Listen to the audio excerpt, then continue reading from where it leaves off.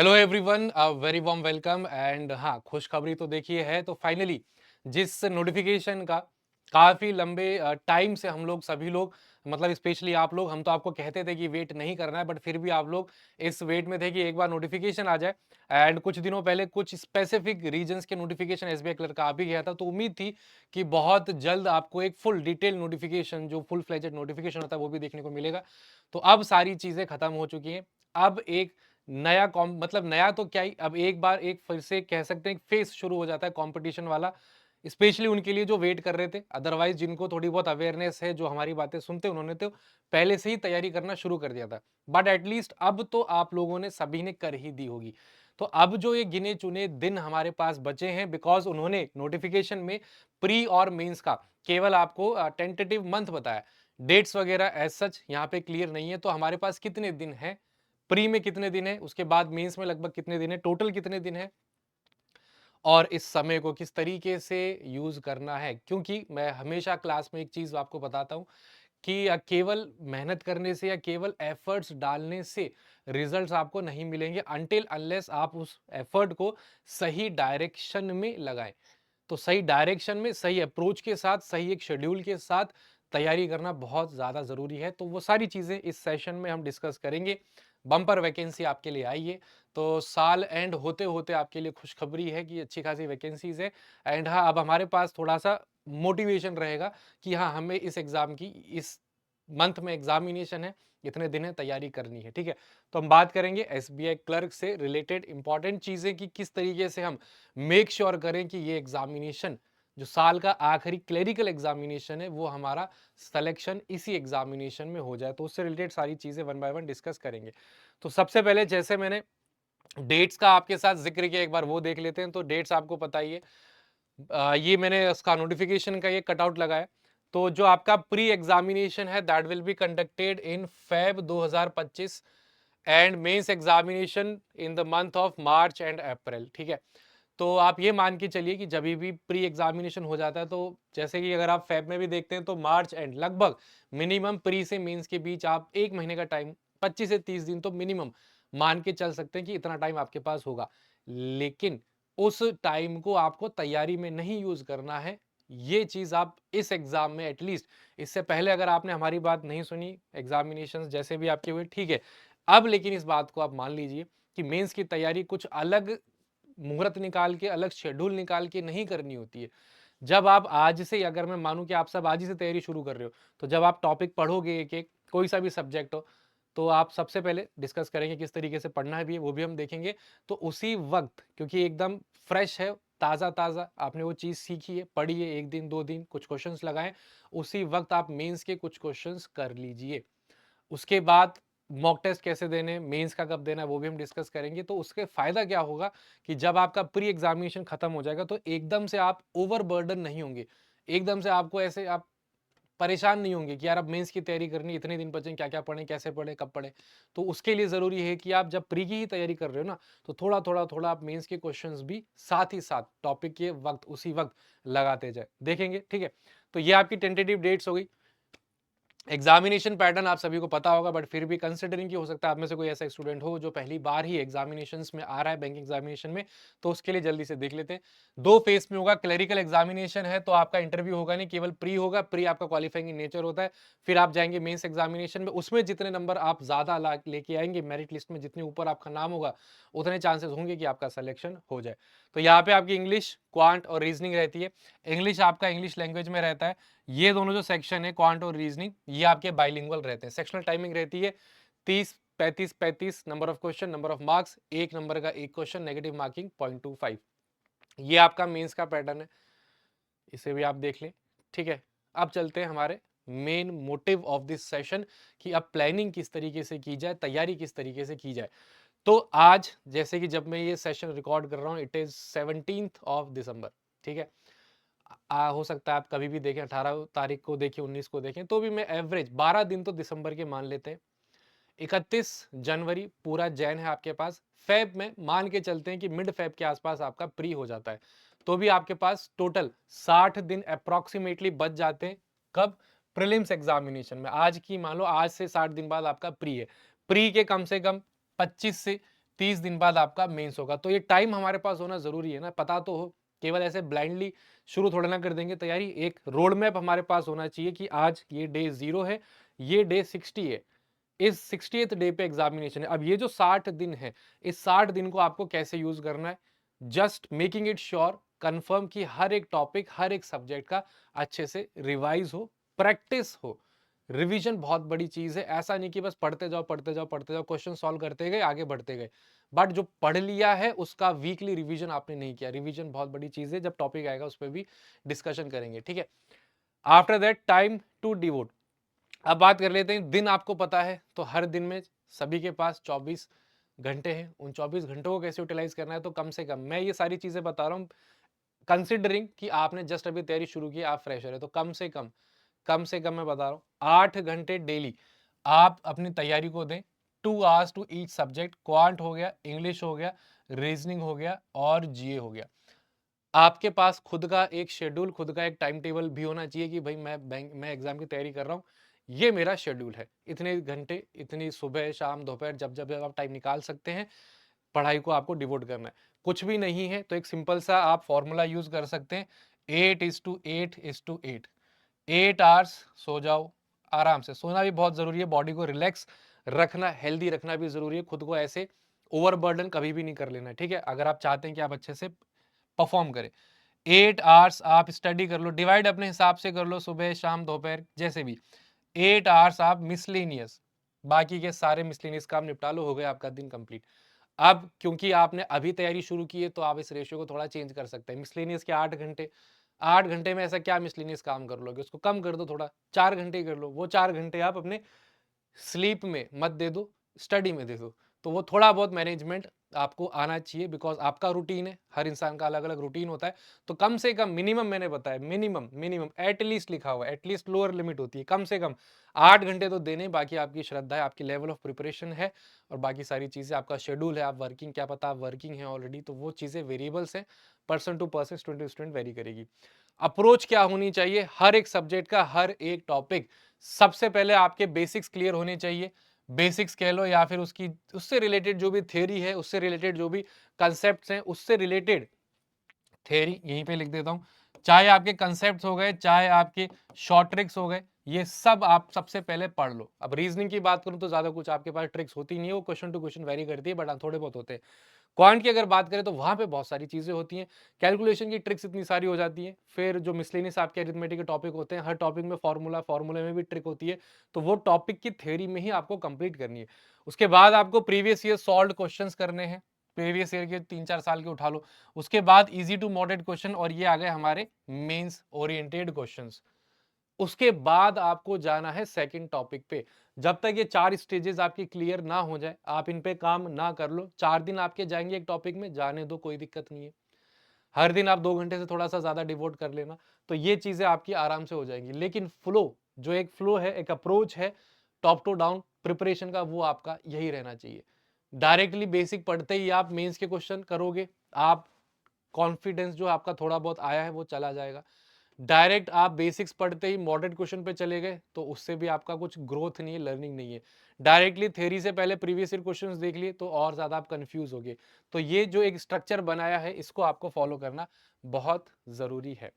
उसके बाद जैसे मैंने ये मेंस के क्वेश्चंस लिखे थे, आप डेली बेसिस पे थोड़े थोड़े क्वेश्चंस मेंस के आप उठा सकते हैं। एकदम से आपको खुद को कट ऑफ नहीं करना है कि बिल्कुल ही मेंस की तैयारी आपने नहीं की, ठीक है। Next, mocks, give a prelims mock test on every third day. 60 दिन है, हर तीसरे दिन अगर आप मॉक टेस्ट देते हो तो 20 प्री के मॉक टेस्ट इजीली आप दे सकते हो। आप इन 20 मॉक टेस्ट को आपको केवल फॉर्मेलिटी के लिए कि सब लोग कह रहे हैं, सब स्टूडेंट दे रहे हैं, तो हम भी दे देते हैं मॉक टेस्ट, उस लिए कोई भी काम करो तो किसी और के लिए नहीं, खुद के लिए करो।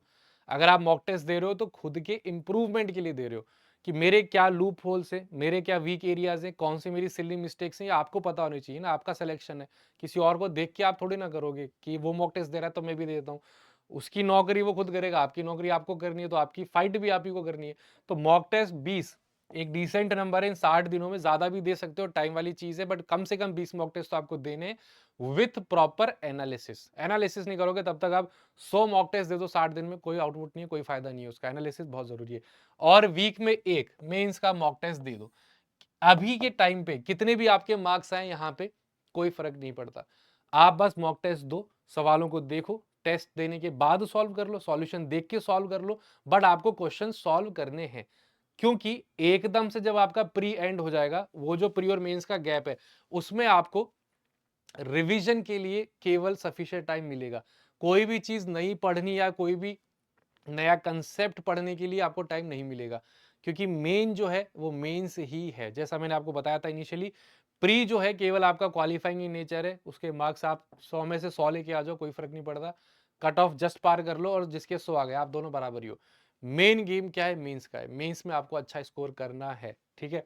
तो ये सारी चीजें इसलिए इंपॉर्टेंट भी हो जाती हैं कि आपकी थोड़ी सी फेमिलियरिटी बनी रहे मेंस के क्वेश्चन के साथ। फेमिलिटी होना बहुत जरूरी है, बिकॉज अगर आप फेमिलिटी आपकी नहीं है, आप एग्जाम में जाएंगे, सवाल आपके सामने आया, आपको समझ ही नहीं आएगा क्या दे रखा है, क्या पूछा है, सॉल्व कैसे करना है, अप्रोच क्या है। अगर आप थोड़े से फेमिलियर होंगे, आपने अच्छे खासे क्वेश्चंस प्रैक्टिस किए, तो आप थोड़े से कंफर्ट जोन में कि हाँ इस टाइप के क्वेश्चन किए, लगभग ऐसी ऐसी चीजें करनी होती है, ऐसा अरेंजमेंट बनेगा, ऐसे पेयर, जो भी सवाल है आपका किसी भी सब्जेक्ट का है, आप उसे कर पाने के लिए जो कॉन्फिडेंस रिक्वायर्ड है उस स्टेट में आप होगे।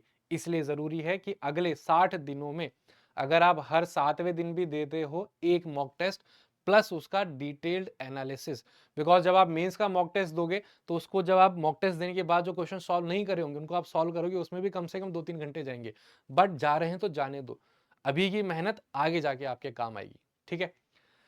Then revision is the key, जैसे मैं आपको बोल रहा था, केवल केवल केवल बढ़ते जाओ बढ़ते जाओ, आज ये टॉपिक, कल प्रीवियस ईयर क्वेश्चंस, फिर इजी टू मॉडरेट, फिर मेंस के क्वेश्चन, 5वें दिन नया टॉपिक, फिर 5 दिन वो चला, फिर 15वें दिन एक और टॉपिक, इससे काम नहीं चलेगा।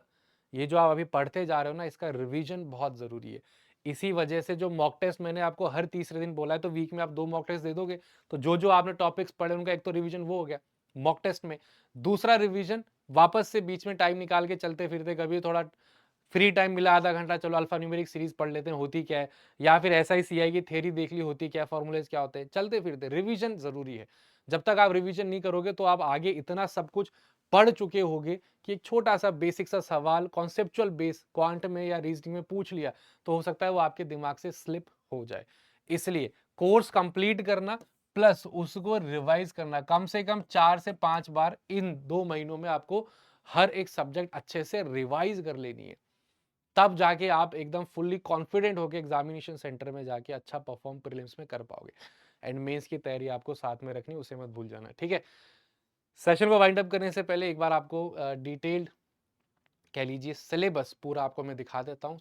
ऑलरेडी आप में से काफी लोगों को पता ही होगा, बट फिर भी जो फ्रेशर्स हैं, जो नए हैं, एक बार देख लीजिए। ये आपका रीजनिंग का सिलेबस है। Alpha numeric series, blood relation, order ranking, coding decoding, direction sense, inequality, syllogisms, puzzle, sitting arrangement, machine input output, critical reasoning, data sufficiency. Then quant का सिलेबस थोड़ा सा वास्ट है। Number system, decimal to fraction, time and work, age problems, percentage, permutation, combination, arithmetic के काफी 10-12 topics हैं। उसके बाद आपके मिसलेनियस आ जाते हैं। डीआई आ गई आपकी, quadratic equation, comparison, Q1 Q2 quantity comparison वाले क्वेश्चन जो आपके मेंस में आते हैं। अच्छा खासा लेंथी सिलेबस है। तो देखिए, अगर आप एक आपकी प्रिपरेशन का लेवल, चलिए थोड़ा सा और पहले सिलेबस देख लेते हैं। ये आपका इंग्लिश का आरसी वगैरह, रीअरेंजमेंट वगैरह, idioms, cloze test, error detection, synonym, antonym, jumbled words, phrase replacement. GA का सिलेबस, जीए तो अपने आप में एक सब्जेक्ट है, आप ये मान के चलो। और जीए में भी करंट अफेयर तो 3/4 ऑफ दी सेक्शन कवर करता है। बाकी का 1/4 आपका स्टैटिक से आ गया, बैंकिंग अवेयरनेस से आ गया, फाइनेंशियल अवेयरनेस से आ गया। 3/4 तो नहीं, बट आधा चलो मान के चल सकते हैं। बाकी आपके जो रेस्पेक्टिव फैकल्टी है वो ज़्यादा डिटेल में बता पाएंगे, बट हाँ एक अच्छा खासा जीए में करंट अफेयर का पोर्शन रहता है। कम से कम 15 से 20 क्वेश्चन आप मान के चलिए केवल करंट अफेयर पे बेस्ड, या फिर जो करंट अफेयर है उससे रिलेटेड जो स्टैटिक डेटा है वो पूछ लेता है। फॉर एग्जाम्पल, हमारे प्रधानमंत्री किसी देश में किसी विजिट पे या किसी सेमिनार में, वेबिनार में, या कोई समिट में गए, या फिर किसी के साथ एमओयू साइन किया किसी देश जाके, तो ये तो करंट अफेयर की न्यूज़ हो गई। बट उससे रिलेटेड आपकी स्टैटिक पूछ ली कि वो जिस देश गया है क्या पता वो भी न्यूज़ में था, या फिर उसका स्टैटिक पूछ लिया वहाँ का प्रेसिडेंट कौन है, या वहाँ पे नया कोई प्रेसिडेंट बना है, पुराना कौन था, कुछ भी पूछ सकता है, कैपिटल पूछ लेगा, करेंसी पूछ लेगा, ये सब स्टैटिक डेटा। तो करंट अफेयर के साथ साथ स्टैटिक भी साथ साथ चलता है, उस तरीके से आपको प्रिपरेशन अपनी करनी है। ठीक है, तो हम बात कर रहे थे, सारी बातें कर ली आई थिंक। हाँ, तो मैं आपसे ये कह रहा था कि अगर क्वांट का सिलेबस देख के मुझे वो पॉइंट याद आया था कि अगर आपका अभी लेवल ऑफ प्रिपरेशन एकदम बेसिक है, जीरो है, तो आपने सिलेबस देख लिया, टाइम आपने देख लिया, 60 दिन प्री के लिए, जिसमें कुछ कुछ कुछ मेंस भी पढ़ना है। 8 घंटे दिन के आपके लिए सफिशिएंट नहीं होंगे। 8 घंटे ये उन लोगों के लिए जो थोड़ा बहुत गिरते पड़ते, संभलते संभालते पिछले 3-4 महीनों से लगे हुए हैं, तैयारी कर रहे हैं थोड़ी थोड़ी, भले रेगुलर नहीं कर रहे, हर दूसरे दिन ही सही, बट 3-4 महीने से लगे हुए हैं, तैयारी कर रहे हैं, तो उनके लिए मोर देन सफिशिएंट है 8 घंटे, because already 1/4 syllabus, half syllabus उनका डन है। बट अगर मैं आज की बात करूं कि दिसंबर 17 से अगर आप शुरू कर रहे हैं, इनफैक्ट दिसंबर से 1 से भी आपने शुरू किया है, तो आपको अगर इस एग्जाम में मतलब क्लियर करना है, तो आपको 8 घंटे से ज़्यादा देना पड़ेगा, बिकॉज सिलेबस अच्छा खासा है, और सिलेबस कंप्लीट करना ही हमारा टास्क नहीं है, उसको प्रॉपर रिवीजन करना, परमानेंटली अपने दिमाग में चीज़ों को बिठाना, तो वो प्रैक्टिस से होगा। प्रैक्टिस करनी है, रिवीजन करना है, कोर्स कंप्लीट तो केवल पहला स्टेप है, उसके बाद आपको बहुत प्रैक्टिस करनी है। तो इन चीज़ों के लिए आपको टाइम देना पड़ेगा, और टाइम हमारे पास अब लिमिटेड है, 60 दिन प्री के, उसके 1 महीने बाद मेंस है, तो आपको थोड़ा सा एक्स्ट्रा खुद को पुश करना होगा। बाद बाकी चीज़ों में जो आप टाइम डिवोट कर रहे हैं, थोड़ा सा वहाँ से कट डाउन करें, जो पढ़ाई वाला टाइम है उसको थोड़ा सा बढ़ाएं। ठीक है, तो ये टेलीग्राम ग्रुप है, यहाँ पे आप जरूर कनेक्ट हो सकते हैं, कोई भी डाउट हो, कैसी भी क्वेरी हो, आप पूछ सकते हैं। ठीक है, now related to SBI clerical, already we are having sir some great courses, वो मैं आपको एक बार दिखा देता हूँ कि how we are helping you in clearing SBI clerical examination. तो एक बार आप विजिट करें testbook.com, ये आपका होम पेज है। यहाँ पे आप सुपर कोचिंग में जाएंगे, लेफ्ट हैंड साइड पे थोड़ा सा नीचे स्क्रॉल करेंगे, बैंकिंग इंश्योरेंस एग्जामिनेशन, सबसे ऊपर आपको बैंकिंग इंश्योरेंस सुपर पैक है। बेस्ट आपके लिए हमेशा यही है, because banking insurance super pack में फिर सारे कोर्सेज, जितने भी ड्यूरेशन का आप लेते हैं, 6 महीने 12 महीने, उस ड्यूरेशन में जितने भी कोर्सेज आएंगे वो सब उसमें पार्ट बन जाते हैं, तो आपको ऑलरेडी ऑटोमेटिकली एक्सेस मिल जाता है। अदरवाइज आपको इंडिविजुअली जाना है, then this is SBI clerical batch. यहाँ पे आप एक बार ओपन करके सारी डिटेल्स की ऑफरिंग्स क्या क्या हैं वो जरूर देख लें। वैकेंसीज 13,785, क्लासेस स्टार्ट आपकी कल से हो जाएंगी, एंड कुछ क्लासेस अभी ऑलरेडी स्टार्ट हो भी चुकी हैं, तो इसका आप जरूर हिस्सा बने। And banking insurance super pack जो मैंने आपको बताया, ये SBI क्लर्क सारथी लाइव बैच ये ऑलरेडी चल रहा है, इसकी दोबारा से एक बार इंट्रोडक्शन या लॉन्चिंग कह लीजिए, 1-2 दिन में आपको देखने को मिल जाएगी, तो वहाँ पे हर एक फैकल्टी दोबारा और अच्छे से आपको बताएगा कि इसके अंदर ऑफरिंग क्या क्या है, बट आप खुद भी इसके अंदर चेक कर सकते हैं। इस पर आप क्लिक करेंगे, सारी डिटेल्स व्यू कोर्स पे करके सारी डिटेल्स आपको यहाँ पे मिल जाएंगी, फ्री डेमो सेशंस भी मिल जाएंगे, क्या क्या आपके ऑफरिंग्स हैं वो सारी चीज़ें आपको यहाँ पे मिल जाती हैं। तो आप यहाँ पे एक कूपन कोड यूज़ करके, जैसे कि आपको अप्लाई कूपन पे जाएंगे, code GRV for maximum discount. ठीक है, तो यहाँ पे थोड़ा सा आपका और अमाउंट कम हो जाएगा। बाकी बेस्ट आपके लिए जो मैंने आपको बताया बैंकिंग एंड इंश्योरेंस का जो सुपर पैक है, that will be the best option for you. ठीक है, चलिए तो सेशन को वाइंड अप करते हैं। कोई भी डाउट हो रिलेटेड टू प्रिपरेशन, कोई सी भी सब्जेक्ट हो, कोई सा भी टॉपिक हो, स्ट्रेटेजी हो, आप वर्किंग हैं, आप फुल टाइम स्टूडेंट है, प्रिपरेशन कर रहे हैं, कुछ भी आपके मन में डाउट हो तो कमेंट में ज़रूर पूछिए, will get back to you. ठीक है, so thank you all once again, have a wonderful day and keep preparing for the examination, take care, good luck.